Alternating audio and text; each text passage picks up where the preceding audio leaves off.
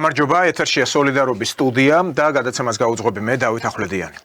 ჩვენი დღევანდელი სტუმარი გახლავთ პარტია სოლიდარობა მშვიდობისთვის პოლიცაბჭოს წევრი, პოლიტოლოგი ირაკლი უბილავა. ირაკლი, მადლობა რომ გვეწვიეთ სტუდიაში.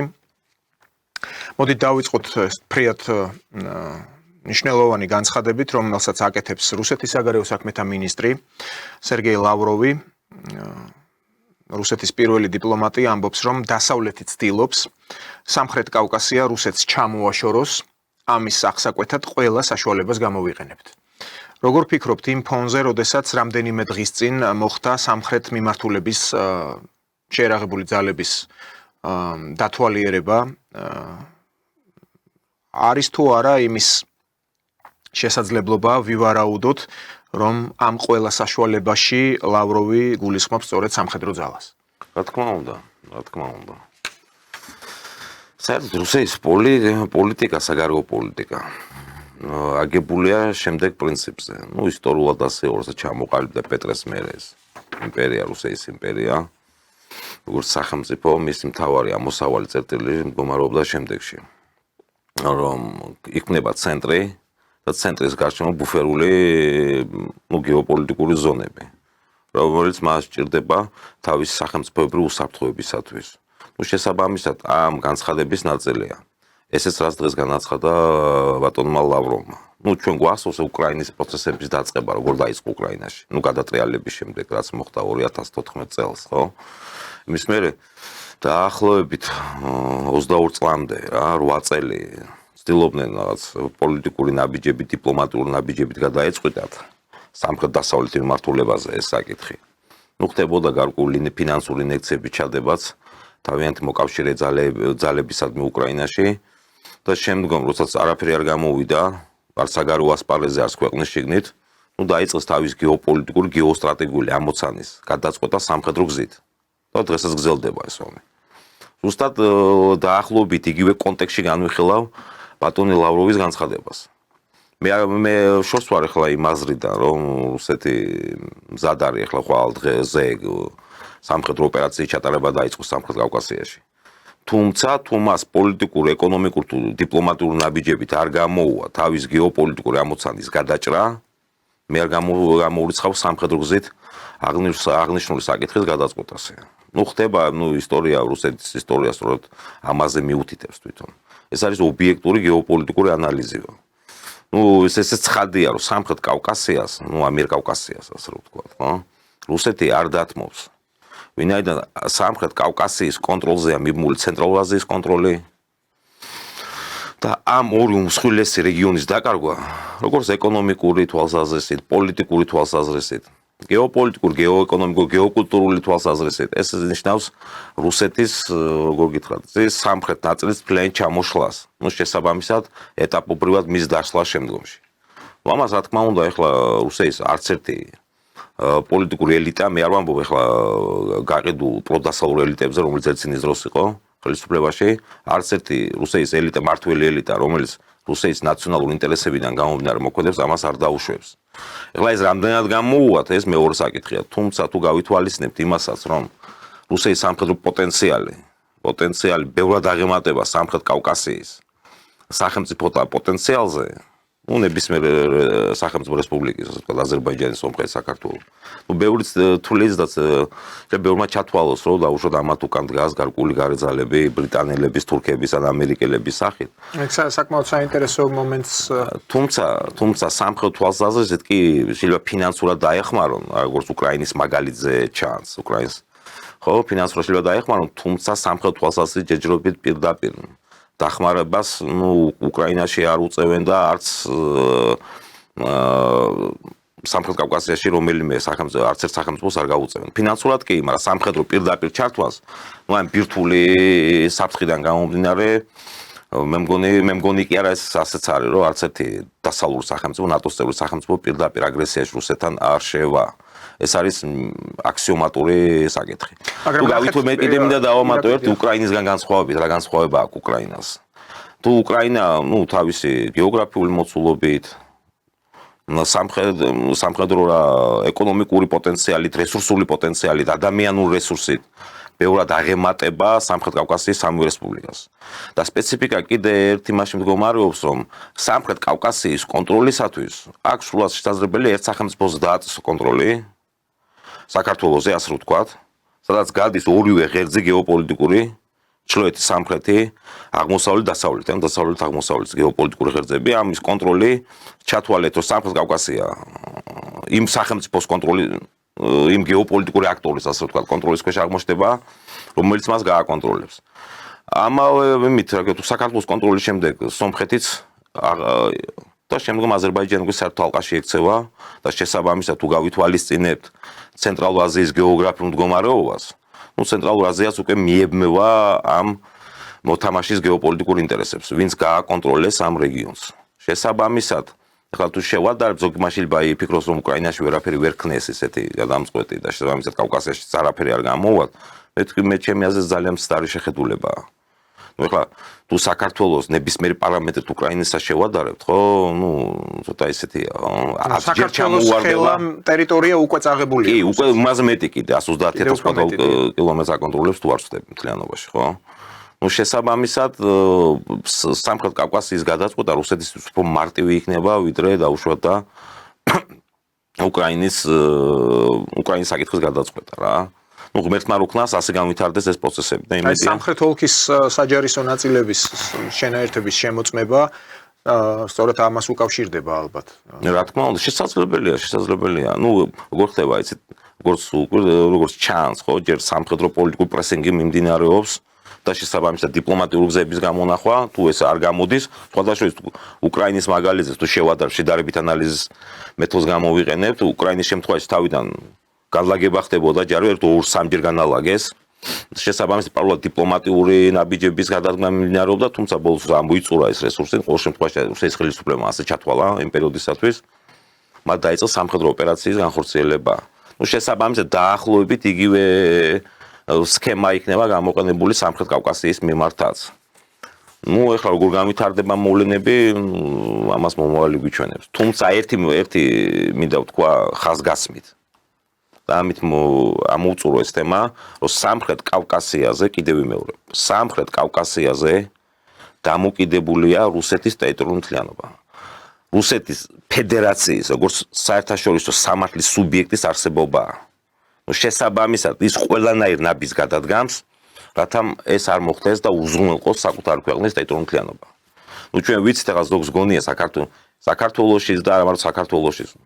თუმცა ყველა დიდი სპეციალისტი ამ სფეროში თანხმდება, რომ ძირითადად დაპირისპირება მიდის ანგლოსაქსურ და ევრაზიულ შემთხვევაში რუსულ გეოპოლიტიკურ აქტორს შორის დაპირისპირება. დანარჩენები საქართველოს, უკრაინა, ესენი არის გეოპოლიტიკური პასიური სუბიექტები, რომელსაც იყენებენ კონკრეტულად ამ შემთხვევაში ანგლოსაქსური სამყარო იყენებს რუსეთის წინააღმდეგ, რუსეთის ფედერაციის წინააღმდეგ. მოდით ესეთი მესამე ვარიანტიც კი ბატონო. ჩავრთოთ განხილვაში.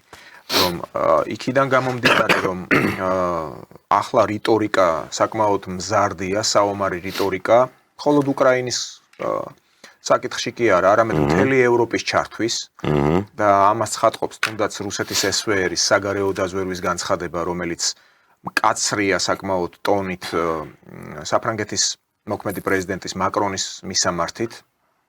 იქ ბოლოს ისტორიული მომენტებიც იყო ჩახსოვილი, რომ ჩანს მაკროს ისტორიის მთელი თავები არა აქვს წაკითხული, რომელიც ეხება არა მხოლოდ ნაპოლეონის ლაშქრობას რუსეთში, როგორ დასრულდა, არამედ ასევე შვედების ლაშქრობას და ეს პოლტავის ბრძოლა აღნიშნულია ამ განცხადებაში. მაგრამ თავი და თავი ის გახლავთ, რომ რუსეთის ამ საგარეო დაზვერვის განცხადებაში ჩანს მკაცრი ტონი საფრანგეთის მართველი ელიტის გაფრთხილების კუთხით. იქ არის საუბარი იმაზე, რომ 2000 სამხედრო, ანუ ოფიცრები და ესეთი სპეციალური დანიშნულების რაზმის წევრები მზადყოფნაში არიან მოყვანილნი, რათა იქნან განთავსებული ცენტრალურ უკრაინაში, საფრანგეთის მხრიდან. და ამავე განცხადებაში მითითებულია, რომ მაკრონმა, როგორც შეუმდგარმა და ფიასკო განცდილმა პოლიტიკოსმა თავისივე ქვეყანაში, რომელმაც ვერ მოაგვარა ის ეკონომიკური პრობლემები, რაც საფრანგეთს აქვს დღემდე, ცდილობს რომ ახალ ნაპოლეონად და მხედართ მთავრად დაამახსოვროს თავი არა მხოლოდ საფრანგეთს, არამედ ალბათ ევროპას. ნუ აი ამ განცხადებაში, ამ გაფრთხილებაში წერია რომ იქნება ადეკვატური პასუხი. ეს ერთი. და შორს რომ არ წავიდე, მთავარი შინაარსი ჩემი კითხვის რაში მდგომარეობს. მე ვთქვი რომ მესამე ვარიანტიც განვიხილოთ. თქვენ საუბრობდით ირაკლი ანგლოსაქსების ინტერესებზე, რას აპირებენ, მაგრამ ცოტა რომ შორს შევხედოთ როგორ ვითარდებოდა სიტუაცია. თუ გახსოვთ ბრექსიტი, როდესაც მოხდა დიდი ბრიტანეთი, აი კუნძული დიდი ბრიტანეთი გამოიყო ევროკავშირს. შესაბამისად მათ ატლანტიკის გაღმაც ძალიან მჭიდრო კავშირები აქვთ ვაშინგტონთან და ამჟამად ანგლოსაქსები უყურებენ რა თუ როგორ შეიძლება იფეთქოს თელს ევროპას, ანუ ევროკავშირს და რუსეთს შორის ომმა. ანუ გადაიზარდოს ეს უკრაინული ეპოპეა მთელ ევროპასა და რუსეთს შორის ომში. აქედან მოგებული რჩება ვინ? ამერიკის შეერთებული შტატებიდან პლუს ბრიტანეთი. აქ დგება ესეთი მთავარი საკითხი. როგორ გადაარჩინოს დარჩენილი თუ არსებული გავლენა სამხრეთ კავკასიაში ანგლოსაქსურმა სამყარომ. შესაბამისად, ჩვენ ვხედავდით ბოლო პერიოდი, როგორ ხდებოდა სომხეთის გადართვა ამ ევროპულ დასავლურ ლიადაგებს. აზერბაიჯანი პირდაპირ მიბმულია თურქეთზე. ანუ, მოდით ბრჭყალებში ვთქვათ ასეთი რამე, საქართველოს, სომხეთსა და აზერბაიჯანს ანგლოსაქსური სამყარო ცდილობს თუ არა რომ მიაბას ბრჭყალებში დედა თურქეთს. ისტორიული კონტექსტიდან გამომდინარე ვთქვი ამას. იცით რა, მოდით ჯერ ევროპელები რამდენად მზად არიან, იმას შევეხოთ ნელა გადმოვიდეთ სამხრეთ კავკასიის თემატიკაზე, გადმოვიდეთ. გასაგებია მესმის თქვენ ძალიან სწორად გაანალიზეთ სიტუაციას საერთოდ ამერიკელებს საგარეო პოლიტიკურ დოქტრინებში არაერთში ფოტოშორის უწერიათ შემდეგი რამ, რომ მათი მთავარი ამოსავალი წერტილია და ევრაზიის კონტინენტზე დიდი მოთამაშე ეჯახონ, ჩვენ გავერიდოთ, დაველოდოთ და იმის შემდეგ შემოვიდეთ თამაში, დაუბრუნდეთ ევრაზიულ გეოპოლიტიკას, ну დაახლოებით ეს იზოლაციონისტთან ახლოს მდგომი დოქტრინა კონცეფციაა. დაუბრუნდეთ ევრაზიის კონტინენტს, მას შემდეგ, როცა ორივე მხარე სისხლისგან დაიცლება და სუსტებს ძლიერი შუამავალი დაჭირდება, დაახლოებით ასეთი რაღაცაა. ну ეს რა თქმა უნდა ამერიკელებს აწყობთ, თუმცა ევროპელები რამდენად მზად არიან პირდაპირ კონფლიქტში ჩაერთონ რუსეთთან, მე რაღაც ისეთი სტაბილიზმი მომრჩება, რომ არ არიან მზად და მე მარტივ მაგალითს გეტყვით, გუშინი მესვერის განცხადების შემდეგ და მაინტერესა საფრანგეთის სამხედრო შესაძლებლობები და მე პირდაპირ გეტყვით რომ მე გაუგნებული დავრჩი უბრალოდ. და რატომ? მთლიანი კონტინგენტი სამხედრო შენაერთი საფრანგეთის ეს არის 120,000-იანი კონტინგენტი, 120,000 ადამიანისგან შემდგარი პერსონალისგან, აქედან 40,000 არის სამოქალაქო პირი და 80,000 უშუალო სამხედრო.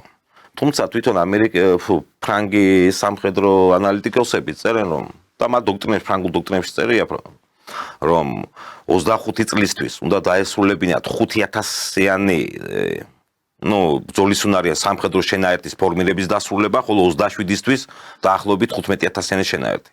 შესაბამისად ის სამხედრო ძალთა ბალანსი ხა 80-იც იყოს თუნდაც დავუშვათ ავიღოთ ფრანგებისგან. კარდინალურად ვერ შეცვლის რუსეთთან დაპირისპირებას.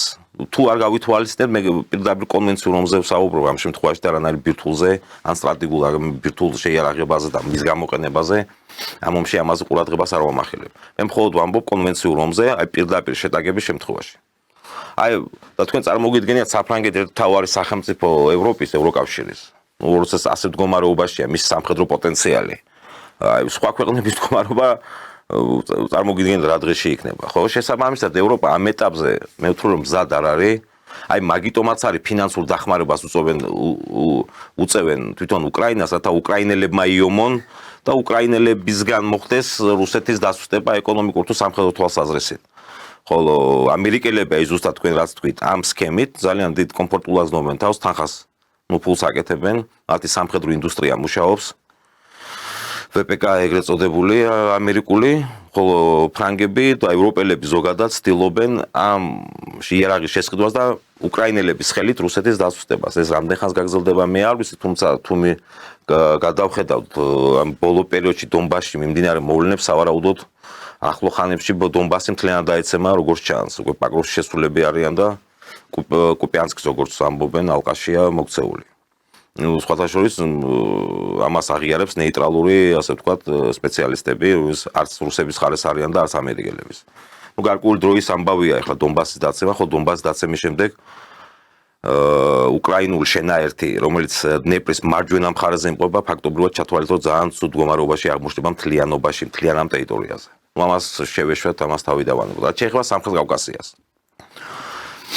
თურქეთთან მიერთებას თუ გავითვალისწინებთ იმასაც, რომ ისტორიულად ასე ხდებოდა ხოლმე, ხო? ბრიტანელები ან ფრანგები იდგნენ თურქებს, რათა მოხდარიყო სამხრეთში რუსეთის დასუსტება და შესაბამისად მისი ამ რეგიონის კავკასიის შეყვანა თურქეთის გავლენის ქვეშ. თუმცა დღესდღეობით როგორც მოხდება, მე არ ვიცი ხა როგორ შეინარჩუნებენ, შეიერთებენ თუ რა ფორმით მოხდება, თუმცა თურქეთის გავლენის ზონაში რო აღმოჩნდება, შესაბამისად, როცა თურქეთი ბრიტანეთის ზოგადად ანგლოსაქსების გეოპოლიტიკურ ფარვატერში ზის და სურს. რა თქმა უნდა, მისი ინტერესებიც არის რუსეთის დასუსტება, თურქეთის ინტერესებიც არის. ინტერესთან თანხვედრა ხდება ამ შემთხვევაში.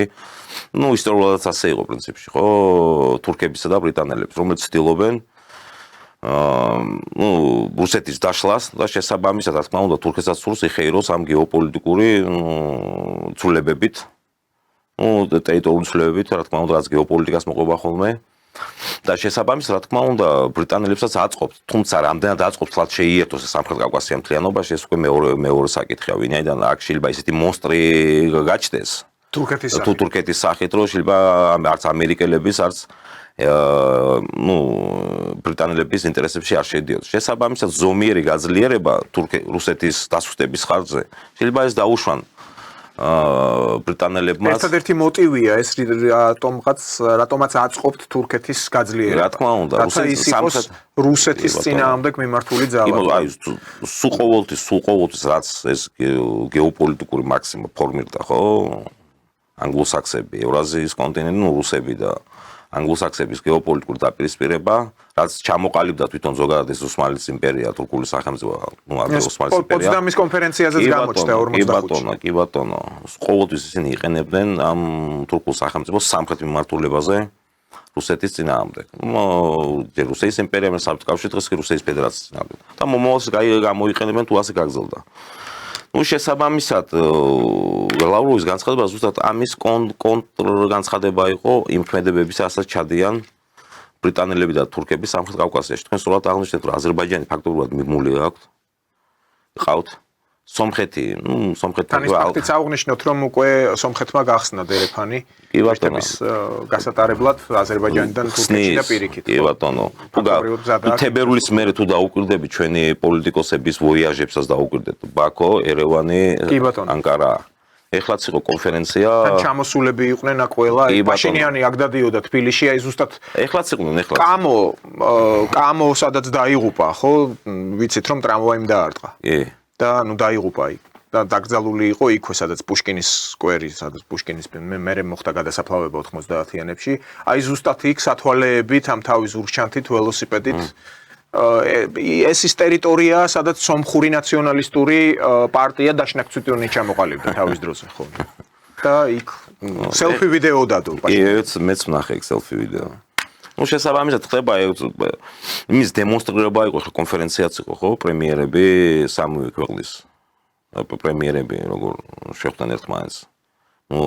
თბილისში ამ კონფერენციაზე, შესაბამისად უკვე იკვეთება ის გეოპოლიტიკური კონტურები, სამი, მე ამას ვუწოდე 3+1 ან 1+3, რავი, თურქეთი და +3 სამხრეთ კავკასიის რესპუბლიკა. ხო, ეს მაიკა ბოჭორიშვილიც ხო ამბობს, რომ ძალიან კმაყოფილია, რომ ნაყოფიერად ვითარდება ურთიერთთანამშრომლობა, მეგობრობა, ეს გასაგებია ეს. კი ბატონო, ჩანს აქედან. მაგრამ ფაქტია, რომ სომხეთ, აზერბაიჯანის და საქართველოს დაახლოება ხდება აი ამ соусით ვიტყოდი პრინციპში ჩვენ ყოველთვის მეგობრული და რეგიონალურად მიბმული ვიყავით ეს ქვეყნები ერთი მეორეზე, თუმცა ამჟამად ეს უფრო გამოკვეთილად ჩანს, რომ ჩვენ გვაერთიანებს აღარ ნიღბავენ უკვე რაღაცა პირობითად კუკლავოდი, რაღაცა ცდილობს რომ ზემოდან გაგვაერთიანონ ვიღაცის ქოლგის ქვეშ. რა თქმა უნდა, ეს საერთოდ და რუსეთის რომ არა, ეგ ხოცხაძე უცხადეს. კი ბატონო,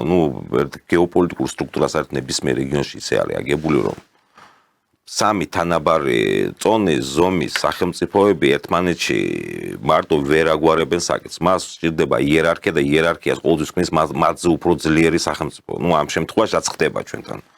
აი ეს +3 თუ 3+1-ის პირობებში. არა, ისტორიული მაგალითიც ამას ხატობს, რომ ამიერკავკასიის ფედერაცია ხომ იყო დედაქალაქი თბილისში. კი, აი ეს კარგი მაგალითი მოიყვანეთ. ვორონცოვ დაშკოვის სასახლეში, პიონერთა სასახლეში და დღეს მოსწავლე ახალგაზრდობის სასახლეში ხო სამივე დეკლარაცია მოხდა, ერთი ჯერ საქართველოსი და ორ დღე 26 მაისს და 28 მაისს მიყოლებით სომხეთისა და აზერბაიჯანის, ხო? კი ბატონო, კი ბატონო. მე აზერბაიჯანელებს ბანკეტი ჰქონდათ ჰოტელ მაჯესტიკში, ან პირდაპირ ამ ხალხის სახლი რო იყო, რომელიც აღარ არსებობს.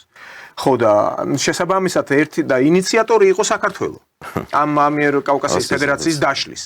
გერმანელების ჩაწოდება. რა თქმა უნდა, რა თქმა ხო, ან პრინციპში საქართველო გერმანელები იყო უფრო დააკვირდით რუკას რო დავხედოთ, ხო? აი თქვენ ახსენეთ თანაფარდობითი გეოგრაფიის მქონე თითქმის ერთი ზომის სახელმწიფოები.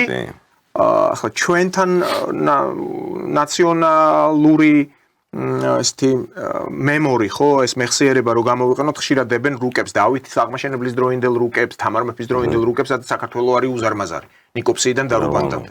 რომ აიღო, აი სუფთა ეს პრაგმატულად, ობიექტურად რომ განსაჯო, აი ეს ამიერკავკასიის ფედერაცია ამხელა იყო სწორედ. კი ბატონო. მაგრამ რატო გახდა საქართველოს ინიციატორი აქედან გამოსვლისა? იმიტომ რომ ფიზიკურად აზერბაიჯანული და სომხური პოპულაციის მიმართ არ ქონდა რაღაც ისეთი გადამეტებულად. რა თქმა უნდა, მე არ ვამბობ რომ ჩვენ ტოლერანტული არ ვიყავით. არაერთიანობა. ან რელიგიური შემადგენლობა, ეთნიკურ-ნაციონალური და ეს იყო წინაპირობა ამ ამიერკავკასიის ფედერაციიდან გამოსვლის. სამხრეთ კავკასიაში ერთგვაროვანი რამე კავკასიური ნაცია არ არსებობს, ხო?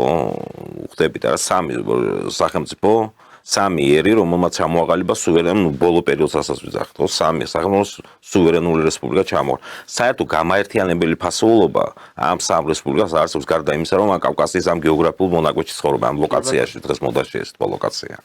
ცხოვრობენ. შესაბამისად, მათ შორის შეიძლება ძალიან ადვილად მოხდეს დაპირისპირება. ამის მაგალითი არის სომხურ-აზერბაიჯანული დაპირისპირებაც. შესაბამისად, არც ფლად ისეთი ურთიერთობა არც სომხეთთან ქართველებს ჰქონდა და არც, ქართულ სახელმწიფოსაც რო ვთქვა, არც სომხეთთან, არც აზერბაიჯანთან, რაც არ უნდა ეხლა გავალამაზოთ ეს ჩვენი ურთიერთობა. შესაბამისად, ეს სამი რესპუბლიკა მარტო რო დარჩეს, სხვა ინტერესები წინა პლანს წამოვა. ინტერესების წამოწევა ნიშნავს გარკვეული კონფლიქტური სიტუაციის შექმნას. ხო, კონფლიქტური სიტუაციის შექმნის შემთხვევაში, ეს ნიშნავს ომს და შესაბამისად, ვინც ამ სამში უფრო ძლიერია, ამათი ჰეგემონიას, წყალებში მარტივად ვთქვათ ჰეგემონია. შესაბამისად, ეს რეგიონალურ კრიზისს გამოიწვევს. ნებისმიერ რეგიონში ასე ხდება. ეს ზოგი გამოიწვევს ეს სახელმწიფოების წინააღმდეგია და რაღაც ამთავრად დემოკრატიას უშლენ და როგორი ჩემი ნაცნობი წერდა ერთი რაღაც სისულელეებს. ეს იმპერიების წინააღმდეგ. ეს საერთოდ იერარქიის გარეშე არც ერთი სისტემის კონტროლი არ ხდება.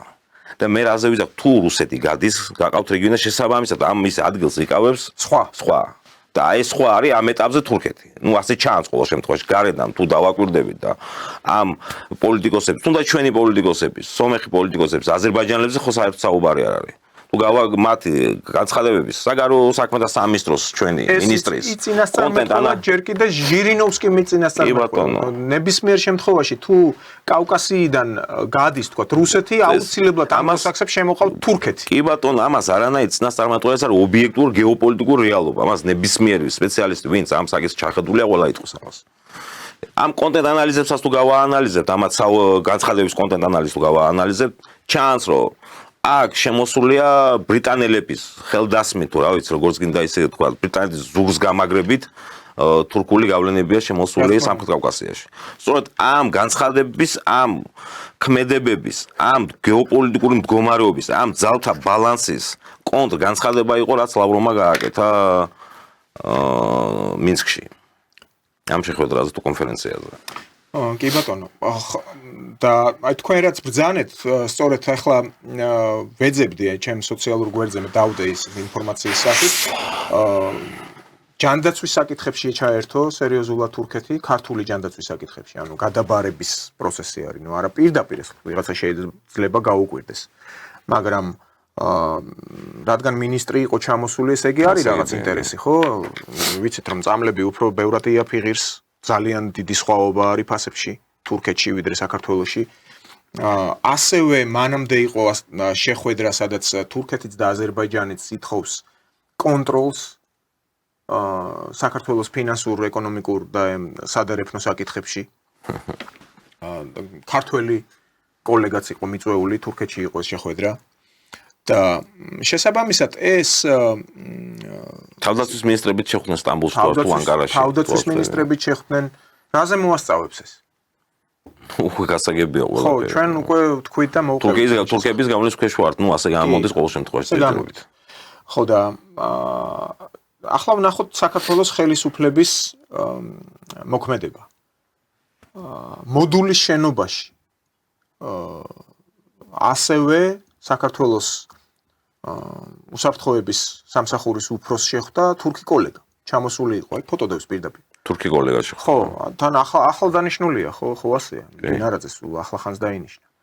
რატო არის ესეთი გამალებული ინტერესი, რომ პირდაპირ თან ხოლმე მანამდე იმას შეხვდა კიდე აზერბაიჯანის უშრობის სამსახურის ხელმძღვანელს და სომხეთისაც. უფრო ადრე შეხვდა ამერიკის შეერთებული შტატების და დიდი ბრიტანეთის სამსახურების ხელმძღვანელი. გასაგებია. ხო, აქ ხო უკვე ყველაფერი ნათელია.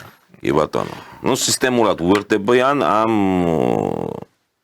ასე ვთქვათ გეოპოლიტიკურ სისტემას, კონფიგურაციას სისტემურად უერთდებიან ყველა რგოლში და ყველა დარგში, ყველა სფეროში. ნუ ასე გამოდის ყოველ შემთხვევაში. ხო.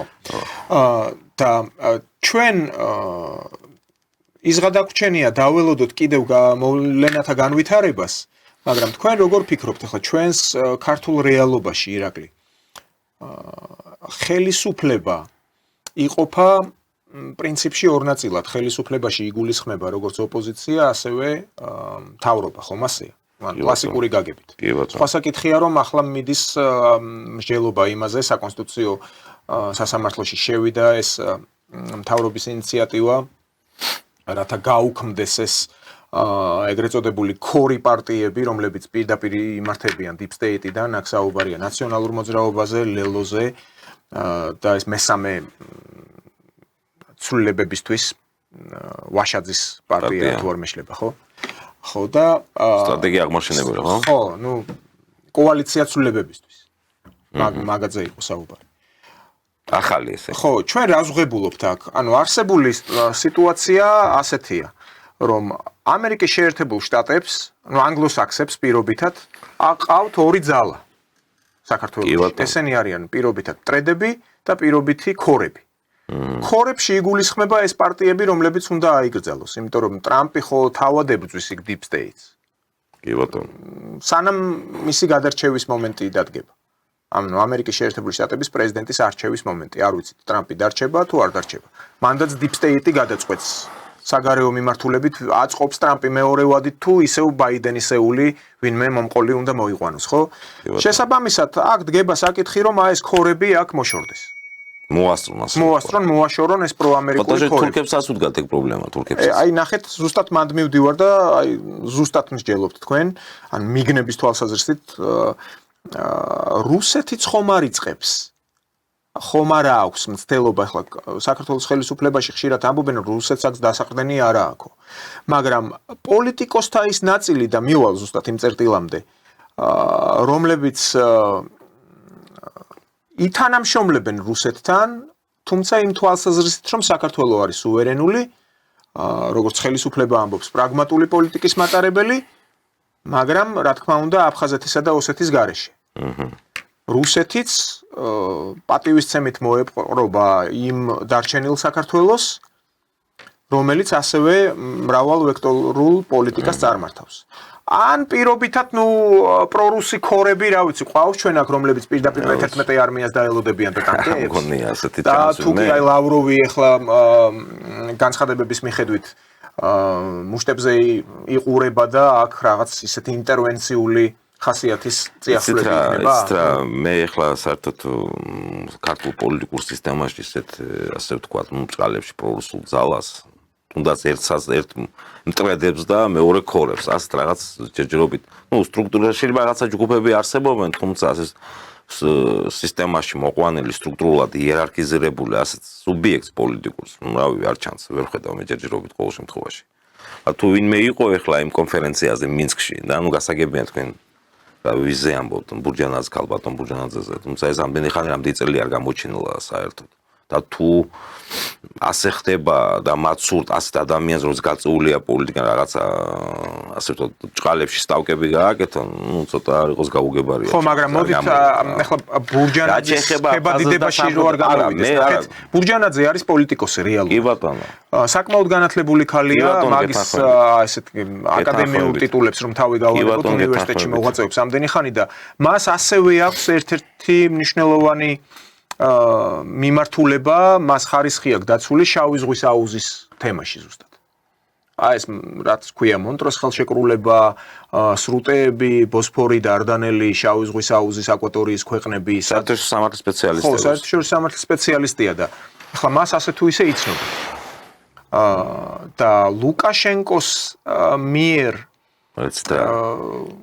გაკეთებული განცხადებები ბურჯანაძესთან ხელის ჩამორთმევის დროს და ბურჯანაძესვე პასუხი ცხადყოფს იმას, რომ ეს სამეკავშირეო სახელმწიფო, რუსეთ-ბელორუსის სამეკავშირეო სახელმწიფო საშუალოვადიან თუ გრძელვადიან პირობებში არ გამორიცხავს სწორედ ასეთ პოლიტიკოსებთან თანამშრომლობას, რომლებიც რუსეთთან თანამშრომლებენ, თუმცა დასავლეთთანაც აწარმოებენ პრაგმატულ პოლიტიკას. არ ფიქრობთ, რომ შესაძლოა ამაზეც იყოს გათვლა? არა, შესაძლოა ამაზეც იყოს გათვლა, თუმცა თუ იმის კონტენტ ანალიზს გავაკეთოთ, ლავრომა განაცხადა, ეს სამხრეთ კავკასიის მთლიან კონტროლზეა საუბარი, ხო?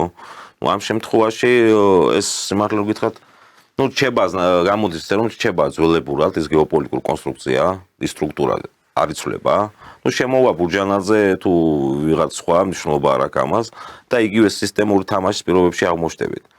თუმცა დღეს ლავროვის განცხადება ძალიან მკაცრი იყო. მე ასე მომეჩვენა ყოველ შემთხვევაში, რა ვიცი, მე ვწდები, რა ვიცი, არ ვიცი. თუმცა ძალიან მკაცრი იყო და შესაბამისად კი შეიძლება გარკვეულ პოლიტიკოსზე, გარკვეული ასე ვთქვათ, ანგარიში გათვალო პოლიტიკოსზე, თუმცა უნდა იცოდე რომ მათ შიდა მასებში გარკვეული მოთხოვნა უნდა იყოს, ან დასახდენი უნდა კონდეს. არ ვიცი, ახლა ქალბატონი რომელიც 5 წელია დაახლოებით არ ჩანს პოლიტიკურ ველზე. შეიძლება ვწდები რამე ეს? უფრო მეტიც ალბათ, ხო? როგორ უნდა, არ ვიცი, ვერ გეტყვით, როგორ უნდა გააკეთო მასზე გარკვეული სტავკა ასე რო ვთქვათ, ხო, ჭყალებში. მე არ ვიცი, ვერ წარმომიდგენია. ყველაფერი ხდება ცხოვრებაში, შესაძლოა ესეც იყოს, თუმცა მე ყოველ შემთხვევაში გეუბნებით, მე არ მგონია ასეთ რაღაცა. მე არ მგონია. თუმცა რაც შეეხება აფხაზეთს და სამხრეთ ოსეთის თემას.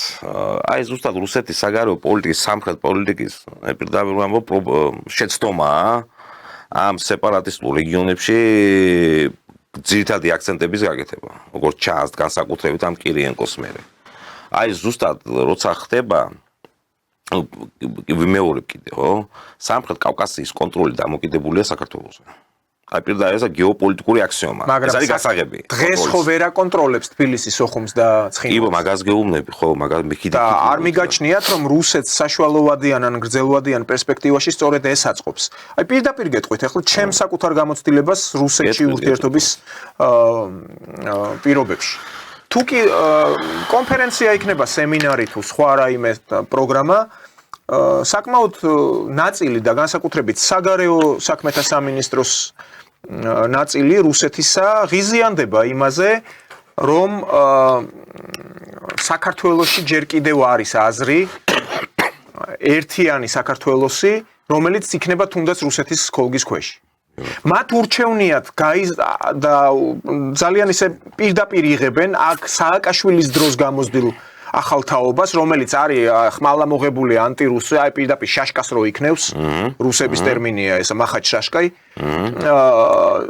ურჩევნიათ აი ამ საზოგადოებასთან აწარმოონ სუფთა ფურცლიდან და შეაგუონ რომ კი თქვენ ხართ ესეთი ფუმფულა, საყვარელი ლამაზი, ოღონ მოდით აფხაზეთისკენ და ოსეთისკენ იხედებით. აი ასეთ საქართველოსთან თავიდან დავიწყებთ ურთიერთობას და თუ კი ოდესმე მოექცევით ჩვენი ქოლგის ქვეშ, ჩვენ აფხაზებთან, ოსეთთან გაგიხსნით კიდეც გზებს. ისინიც ჩამოვლენ თქვენთან, თქვენც ჩახვალთ იქ, ოღონ უკვე ჩვენი კონფიგურაციის დაწყობილი საზღვრების და დემარკირებული საზღვრების ქვეშ. მიხვდით ხო? აღიზიანებთ დღეს რუსებს აღიზიანებთ. გეტყვით ერთ რაღაც და ამას გეტყვით. აი ვინც ამას ამბობს, ჩემთანაც და თქვენთანაც, ეს არის გეოპოლიტიკაში გაუთვითცნობიერებული სულელი. პირდაპირ გეუბნებით. და ბრიყვი. ჩვენ ვამბობთ რას? ვამბობთ შემდეგ რაღაცას. ჯანდაცვის მინისტრი იყო ჩამოსული. სტრუქტურულად ხდება მიერთება თურქეთთან სამხრეთ კავკასიის, ხო? მე რატომ ვამბობ, აფხაზ და სამხრეთ ოსეთზე არიან ჩაციკრულები და შეცდომაა თქო ეს. ვინმეს მოსწონს, არ მოსწონს, გეოპოლიტიკური რეალობა ასეთია სამხრეთ კავკასიაში. თუ 10-20 წელი კიდე ასე გაგრძელდა, მერწმუნეთ მე თქვენ ვერც სამხედრო გზით ვერ გადაწყვეტავს რუსეთის სამხრეთ კავკასიის თემას და ვერც რბილი ძალის მეშვეობით. ხა ვინც ამბობს, ბევრი არიან კი მე მესმის თქვენი. არიან ბრიყვების სულელები. თუ სამხრეთ კავკასიაზეა დამოკიდებული, საქართველოსზეა დამოკიდებული სამხრეთ კავკასიის გეოპოლიტიკურ კონტროლზე ამ შემთხვევაში საუბარი. ამ შემთხვევაში ამ კონფლიქტების მოგვარების გარეშე ეს არ გამოვა. კარგი შემოვიდნენ სამხედრო გზით, სამხედრო ძალით მოახდინეს ოკუპაცია მთლიანი სამხრეთ კავკასიის. რამდენ ხანს გაძლებენ? რამდენ ხანს უნდა გაძლონ? რომ თელის მასა ქვემოდან შენი მოწინააღმდეგე იქნება. ვერ გაძლებენ დიდხანს, ხო? 10 წელიწადში მოუწევთ გასვლა ეს რეგიონი. თუ გაძლეს 10 წელიც კი. ეს გამოცდილება მიღებულიც არის. თუ 10-15 წელი, გასაგებია ძალთა ბალანსი იცვლება გეოპოლიტიკაში. იცვლება, მაგრამ შეიძლება შეიცვალოს 50 წელიწადში, 30 წელიწადში, 70 წელიწადში. მაგრამ ეხლა უბრალოდ შემოხვალ და 5 წელიწადში უკან გაგაზევებენ, ცოტა არ იყო ცოტა სხვანაირი რაღაცა, ცოტა პრობლემაა, შენი გეოპოლიტიკური, ასე ვთქვათ, ნაბიჯების შეცდომის შედეგია, რაც გემართება კონკრეტულ რეგიონში, ამ შემთხვევაში სამხრეთ კავკასიაში, ხო? და თუ იმ კონცეფციას გაუყვებით და იმ, ასე ვთქვათ, ჰიპოთეზას მიუყვებით ჩვენ, ხო? თეზას, ასე ვთქვათ. რომ დაუშვით 15 წელი მანდ იყვნენ და მე მოვალ ჩვენ რაღაცა შეეგუება ახალი თაობა. კი, შეიძლება ამას სააკ და ამბობენ ბევრი რუსები, სულელები ამბობენ, ბევრი რუსი სულელი ამბობს ამას. თუმცა 15-20 წელიწადში თუ რეგიონზე კონტროლს ვერ ამყარებ, შეიძლება თაობები შეიძლება სულ სხვანაირად, როდესაც რუსეთთან კონტაქტი არ აქვს და ვერ შემოხვალ ვერანაირად რეგიონში. ვერანაირად ვერ შემოხვალ. ერთადერთი კიდევ შემოსვლა შეგეძლება მხოლოდ სამხედრო გზით. და ვერ დარჩები რეგიონში დიდი ხანი, ვერ დარჩები უბრალოდ. მოუწევს ახლო ხანებში გასვლა რეგიონიდან.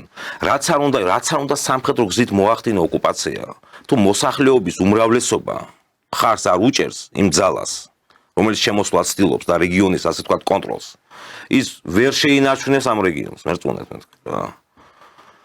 და მე მაგიტომ ვამბობ გეოპოლიტიკური ინტერესები, ობიექტური გეოპოლიტიკური ინტერესები, ამ შემთხვევაში ჩვენი ინტერესი რა არის ტერიტორიალობის ერთი სახელმწიფოს შექმნა, ხო? და რუსეთის გეოპოლიტიკური ინტერესები სრულ თანხმედრაშია მინიმუმ 90%, მინიმუმ.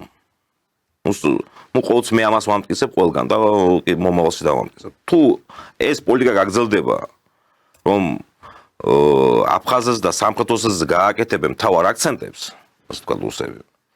რა ვიცი, სამხრეთ კავკასიას სამუდამოდ დაკარგავენ.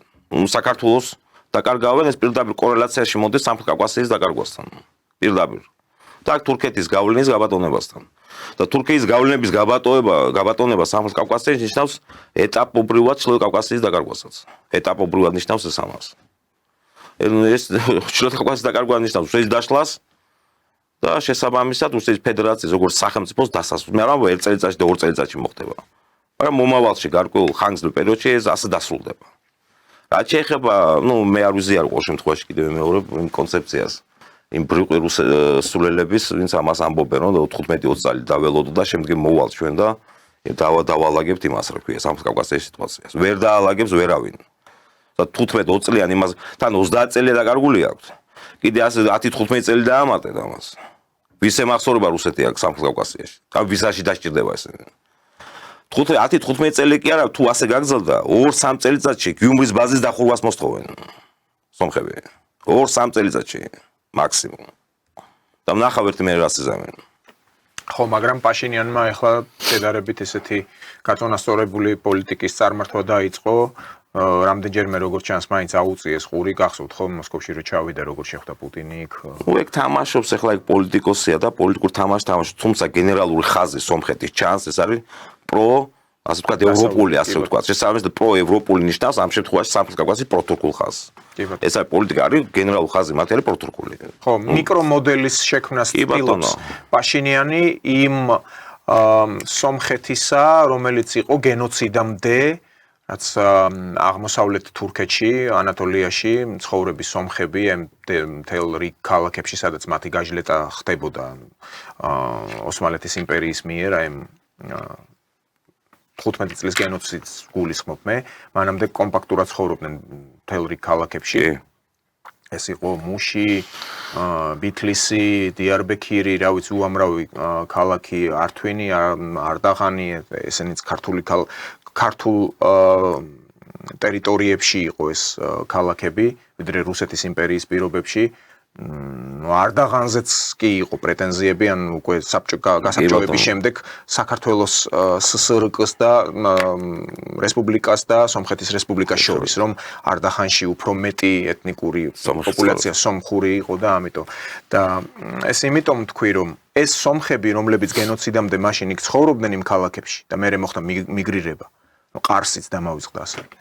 იყო საკმაოდ ისეთი განათლებული საზოგადოება, მწერლები, პოეტები, რა ვიცი, წარმატებული ხალხი, ვექილები, ექიმები და აი ამ თურქულ წიაღში იყო, ასე ვთქვათ. მჭიდრო ურთიერთობა იყო თურქეთთან მაშინ. მაგრამ აი ახლა პაშინიანი პრინციპში აწყობს იგივე მოდელს, ოღონ რაც გენოციდამდე იყო, მაგრამ არავინ არ იცის მერე რა მოხდება. ეხლა თვითონ აზერო-თურქულ ნაციონალისტურ წრეებში პირიქით მუსირებს ეს და სომხეთში ეს იციან, რომ ადრე თუ გვიან ჩვენ სომხეთი უნდა შთანთქოთო. ანუ აი ეს ტერიტორია, რაც ეხლა ხდება დაახლოება, რომ იქ მერე პრინციპში უნდა გავრცელდეს ესეთი პროთურქული თუნდაც ეთნიკური შემადგენლობა, ანუ ასიმილირება უნდა მოხდეს იმ სომხებისა, ვინც დარჩნენ. და ყარაბაღში ვიხილეთ, როგორ მოხდა 100,000 სომეხი მოსახლის გამოყრა უცებ გასვლა იქიდან. ნუ ეს ისე უბრალოდ რომ მაყურებელმა იცოდეს ორივე მხარის, თქვათ, როგორია მსჯელობა ამ კუთხით. და ჩვენ დაახლოებით 15 წუთზე ცოტა მეტი გვჭება ირაკლი. ასევე მოდით შევეხოთ იმ საკითხს, რაც შეეხება ამ ბურევესნიკის გამოცდას. ეს ბურევესნიკი არის ბირთვული ქობინით აღჭურვილი რაკეტა, რომელიც ძალიან რთული აღმოსაჩენია მოწინააღმდეგეს რაკეტსაწინააღმდეგო სისტემისთვის, ასევე მას აქვს უნარი აირიდოს, გაყვეს რელიეფს რაღაც დაბალ მანძილზე და პუტინი უკვე გამოვიდა განცხადებით, რომ რაღაც ერთი ღილაკის დაჭერით შეიძლება ამოქმედდეს ეს ბირთვული ქობინი, ანუ ის ბირთვული კომპონენტი, რომელიც ამ რაკეტაშია და საკმაოდ ისეთი მრისხანე იარაღია, რომელიც არავის არ აქვს. და ამას როგორც ჩანს, მაინც ისმენენ და ყურადღებით აკვირდებიან დასავლეთში და პასუხი მოყვა უკვე ბელგიის თავდაცვის მინისტრისგან. თუ რუსეთი ბრიუსელისგან რაკეტას გამოუშვებს, ნატო მოსკოვს მიწასთან გაასწორებს. ეხლა ნატო კი სლავური სტრუქტურაა, სამხედრო პოლიტიკური ბლოკია, რომელსაც აქვს ეს ყველაფერი, იგივე რაც ვთქვათ რუსეთს. მაგრამ ნატოში არის ერთადერთი ქვეყანა, რომელსაც აქვს წინასწარი შეტყობინების კომპლექსი, ისევე როგორც რუსეთს. ეს არის მხოლოდ ამერიკის შეერთებული შტატები. და თავად ნატოს დოქტრინის თანახმად, რომელიმე წევრ ქვეყანას რო შეემთხვას პრობლემა, იქ სულ მცირე კომიტეტი უნდა შეიკრიბოს, დაახლოებით 24 საათი დაჭირდება იქ რაიმე გადაწყვეტილების მიღებას, როცა 24 საათში კი არა 4 საათში რუსული აღარ იქნება. რუსული ტანკები შეიძლება იყოს ბალტიკაზე უკვე გასული, იქ ბალტიის ქვეყნები კონდეს აღებული. საერთოდ ახლა ხშირად ეს მუსირებს და პროპაგანდა მიდის დასავლურ მედიაში, რომ არიქა რუსეთი თუ უკრაინა საბოლოო ჯამში აიღებს ან დაიპყრობს, რა ვიცი, რაც გინათ ის დაარქვით, აუცილებლად მერე გაიწევა რომელიმე ევროპული ქვეყნისკენ. და ამის საპასუხოდ ლავროვმა თქვა, რომ ჩვენ მზად ვართ გავწეროთ ეს, ხელი მოვაწეროთ, დოკუმენტი დავდოთ, რომ ჩვენ არ აგვაქვს არანაირი პრეტენზია რომელიმე ევროპული ქვეყნის ქვეყანაში შეჭრასთან დაკავშირებით. კი ბატონო, რუსული მხარე ჯერ კიდევ თავიდან რომ დაიწყო ტრამპის მოსვლის შემდეგ და ანკორიჩის თუ არ ვწდები, ხო, შეთანხმები მოლაპარაკებები პროცესად რო წავიდა, ერთ-ერთ პუნქტად ამას მოითხოვდა რუსული მხარე, რომ ჩვენ პირდაპირ სამართლებრივად, საერთაშორისო სამართლებრივად გავაკეთებთ, ჩავწერთ ყოველ შემთხვევაში ამ ხელშეკრულებაში, შეთანხმებაში, რომ ჩვენ არანაირი პრეტენზია არ გაგვაჩნია დასავლეთ ევროპისკენ ოკუპაციის ან დასავლეთ ევროკავშირის წევრი სახელმწიფოების ოკუპაციის. თუმცა იცით რა, ეს შესანიშნავად იციან ევროპელებმაც, რომ რუსეთი არსად. იცით რა, ოკუპაციას, უკვე ვთქვი და კიდე გავიმეორებ, თუნდაც ევროპაში, ხო? ყველგან ასეა, ოკუპაციას შიდა მხარდაჭერა საზოგადოების აუცილებლად სჭირდება. გეოპოლიტიკურ კონტროლს შიგნიდან, აი ქვემოდან ორგანიზებული უმრავლესობის მხარდაჭერა სჭირდება, გესმით? ვერც ერთი გეოპოლიტიკური აქტორი, გეოსტრატეგიული მოთამაშე, დიდი სახელმწიფო სამხედრო საშუალებების მქონე სახელმწიფო ვერ შეინარჩუნებს დიდი ხნით. თუ შიგნით საზოგადოებაში მას მხარდაჭერა არ გააჩნია, გესმით? შესაბამისად აზრი არა აქვს რუსეთისთვის, თავში პოლონეთს დაარტყავს თუ იმას, რა ქვია, რომელიმე ევროკავშირის წევრს აზრი არა აქვს სამხედრო არანაირი არაფერში არ სჭირდება. მათთვის უმთავრესი ამოცანა რა არის ამ ეტაპზე რუსეთის ფედერაციისთვის. და სამხედრო დოქტრინაში წერია პირდაპირ რუსულ სამხედრო დოქტრინაში. ეს უსაფრთხოების უზრუნველყოფა და ისინი უსაფრთხოების უზრუნველყოფას უყურებენ ბუფერული ზონების შექმნით მათ გარშემო. მეტი ამათ იქით პრეტენზია არ გააჩნიათ არანაირი. არის თუნდაც მოლაპარაკებების დროს ერთ-ერთი პუნქტი ხო იყო, რუსები რასაც ითხოვდნენ პირველად მოთხოვნაში, რომ საზღვრების უკრაინის შიგნით რამდენიმე ოლქია იქ საზღვრების გადაწევა, რათა შეიქმნას უსაფრთხოების ბუფერული ზონა. 300 კილომეტრზე იყო. კი ბატონო, რუსებიც ითხოვდნენ ამას, ის ხარკოვის ოლქი გამოდის, ჩერნიგოვის თუ არ ვწდები და კი ბატონო, სუმის ოლქიც. დნეპრის ჩაყოლებაზე. კი ბატონო, აი ამას ითხოვდნენ, მე სხვა არაფერს და შესაბამისად ახლა საუბარი იმაზე, რომ რუსეთი პოლონეთს დაიპყრობს, ან იმამდე გავა, რა ქვია, პარიზამდე ჩავა, ცოტა არ იყო სისულელეა რა. უბრალოდ მათ დასავლეთ ამ ხალხს, დასავლეთ პოლიტიკურ ელიტას, იმ ბიუროკრატიას, ვინც დღეს მართავს ამ ევროკავშირს. მაპატიეთ ირაკლი ერთმა მეგობარმაც დაწერა ამაზე, რომ იყო მსჯელობა სოციალურ ქსელში და რუსეთს იმიტომ უნდა თუნდაც ევროპის დაპყრობაო. რატო? ანუ კარგი ადამიანია ეს პროფესიონალი პიროვნება და უბრალოდ თავისი პოლიტიკური ხედვა აქვს. იმიტომ უნდა რუსეთის დაპყრობაო უკრაინის შემდეგ, რომ გაძარცვოს ევროპაო. ხო, ანუ როგორ უნდა გაძარცვოს? არაფერი არ აგიო, რა უნდა წამოიღოს. რესურსები აქვს რუსეთს.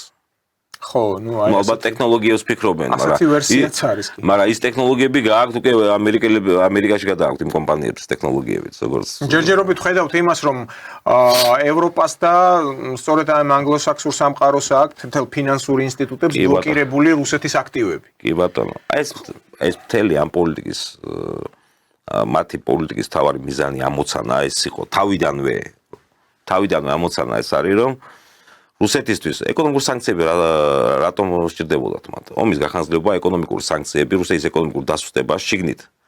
რუსეთში ქაოსი, მოსახლეობის აჯანყება არსებული ხელისუფლების წინააღმდეგ და ისეთი მორჩილი ტიპის მოყვანა პრეზიდენტად, როგორც იყო დაუშვათ თავის დროზე ელცინი.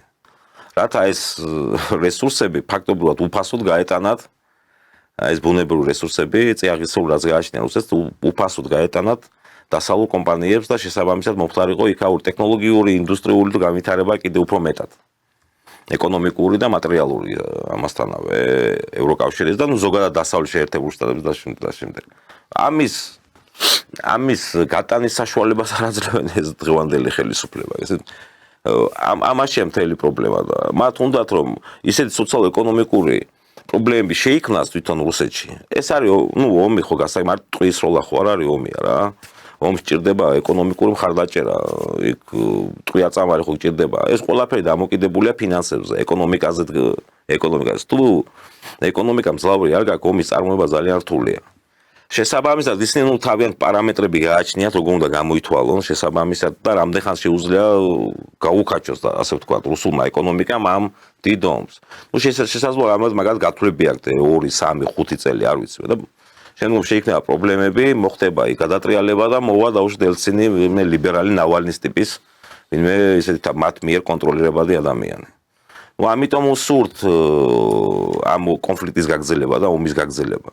და უფრო ფართო მასშტაბებში გადადა. თუნდაც ის 2000 სამხედრო ფრანგი განთავსება რა ბალანსი უნდა შეცვალოს სამხედრო თვალსაზრისით უკრაინაში, ვერაფერს ვერ შეცვლის რა. რა უნდა შეცვალოს ასეთი. 2000 რემბოს ხوار ჩამოიყვანენ ახლა იმაში, ხო?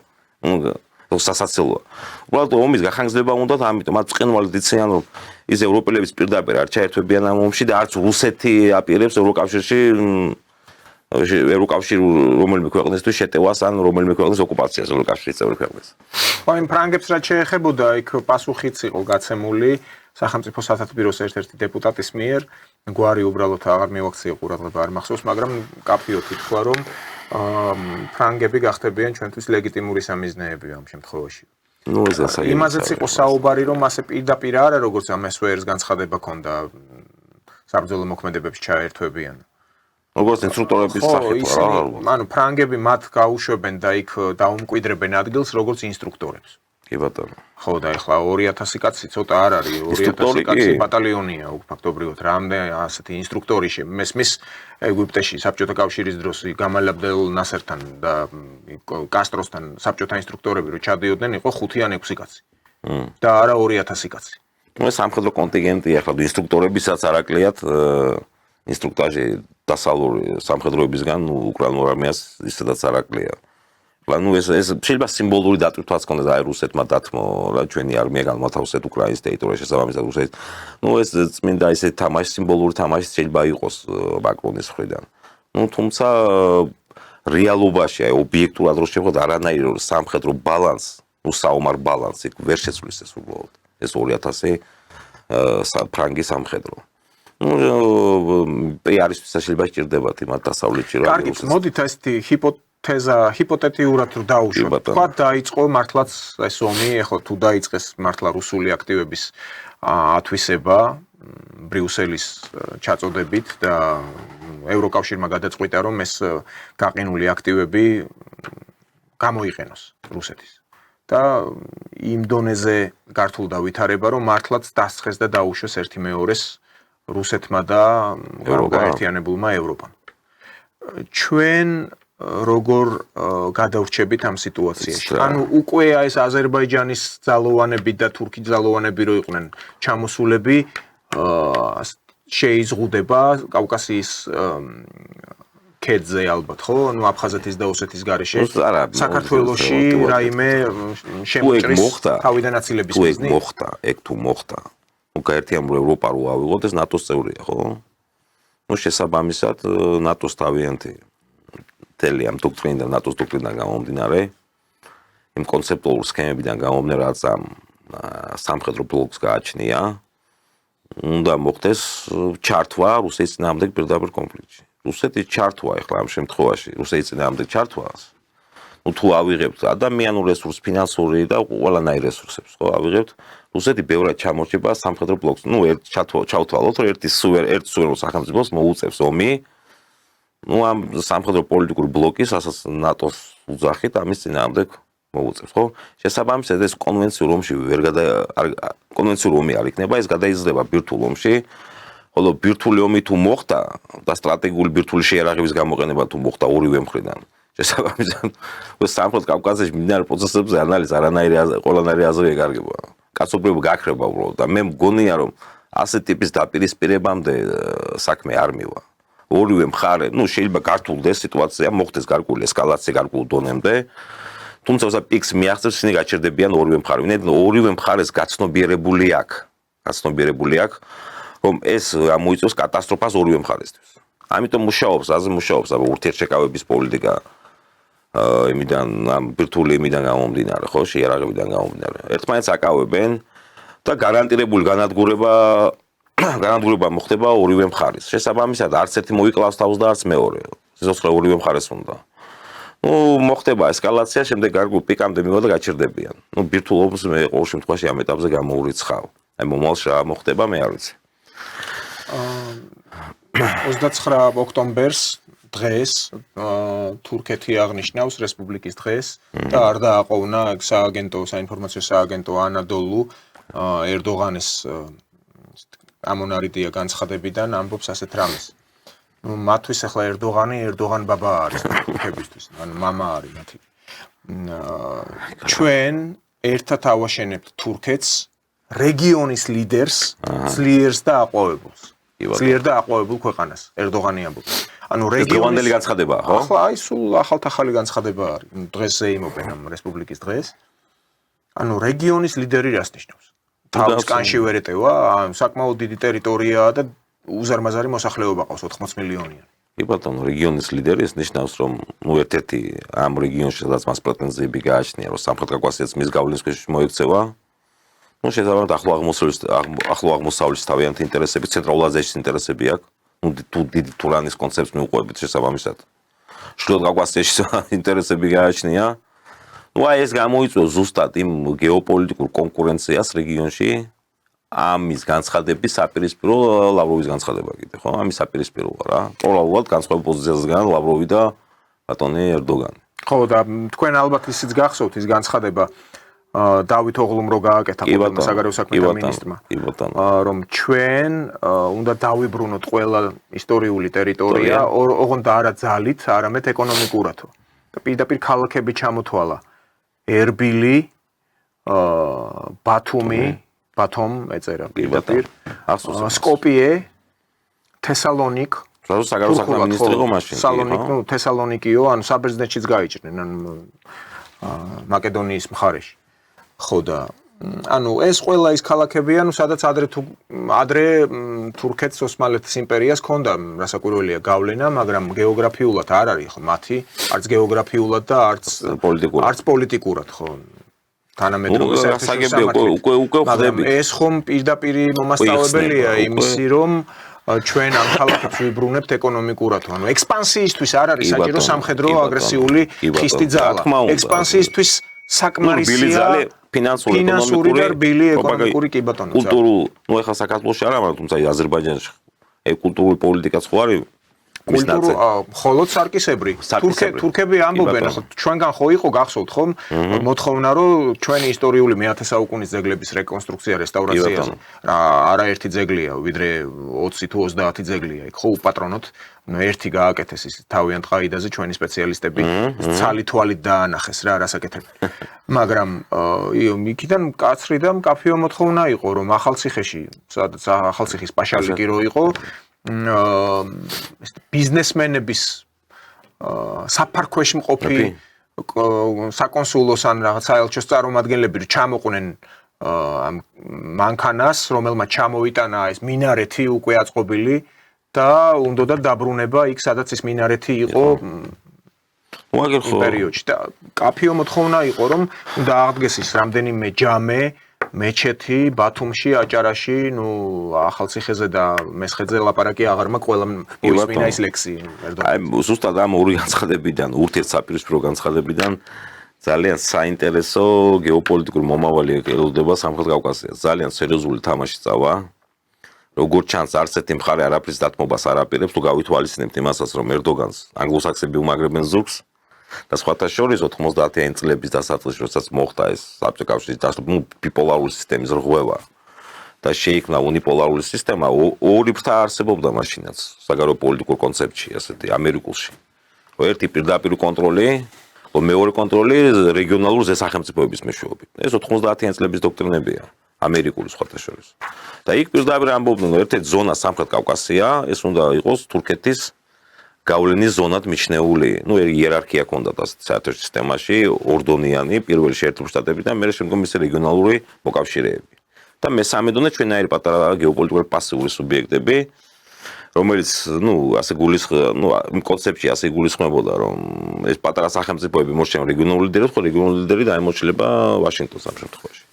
ნუ დაახლოებით იგივე ეს რესპუბლიკური მიდგომაა, ნუ რესპუბლიკელების კონცეპტუალური სქემებია და შესაბამისად, ნუ ეთქვა ტრამპის გაპრეზიდენტების შემდეგ ამან ფართო, ესე ვთქვათ, კაკანება მიიღო გლობალურ პოლიტიკაში. ანუ ტრამპი არის თანამედროვე ვუდრო ვილსონი. კი ბატონო.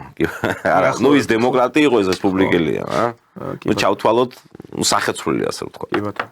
დიდი მადლობა ირაკლი გადაცემაში სტუმრობისთვის. მაყურებელს შევახსენებ, ჩვენი სტუმარი გახდათ პარტია სოლიდარობა მშვიდობისთვის პოლიტსაბჭოს წევრი პოლიტოლოგი ირაკლი უბილავა. ჩვენ შევხვდებით ზეგ ტრადიციულად 16 საათზე. მადლობა ყურადღებისთვის. ნახვამდის.